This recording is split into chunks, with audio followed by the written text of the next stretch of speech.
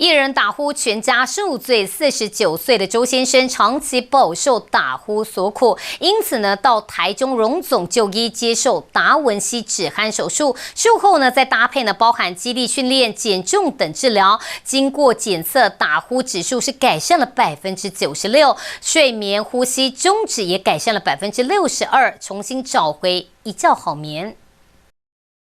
医师和病患比出握拳手势，象征成功对抗打呼的决心。49岁周先生长期饱受打呼所困，因此到台中荣总就医接受达文西止鼾手术。以前呢，会感觉睡着的时候会自己把自己憋醒，那是感觉到就是睡着的时候突然一下就醒了。然后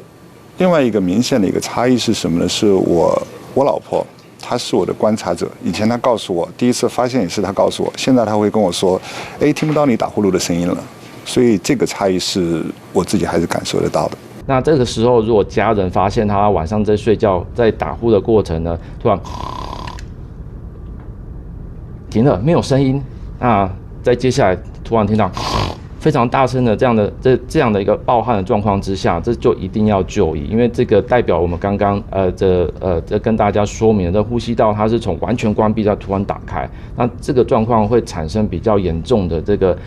夜间血中的氧气浓度的这个下降，有时候它可能会从100%降到60-70%都有可能。好，那这对身体的系统性的破坏就非常严重，这时候一定要就医。呼呼大睡，打呼很常见，但可别小看这声响，可能潜藏致命风险。周先生先前曾尝试阳压呼吸器，结果无法适应机器声响，转而求助台中荣总。由于周先生舌底组织严重塌陷，造成呼吸道阻塞，医疗团队利用达文西手术系统精准治疗，并在术后安排包含呼吸道肌力训练及减重管理，成功向打呼说拜拜。建议他接受这个睡眠内视镜检查。去看看他的这个整个呼吸道在睡眠打呼的状态的变化，发现说严重度会因为口咽比较深处这个舌头底部或是会咽的部分而严重度提升的话，那我们就会建议还要再搭配上达文西手术系统，将上下的口咽的这呼吸道做一个整体性的拓宽。手术后的周先生从打呼危机走向健康转机，透过治疗找回健康熟睡的人生。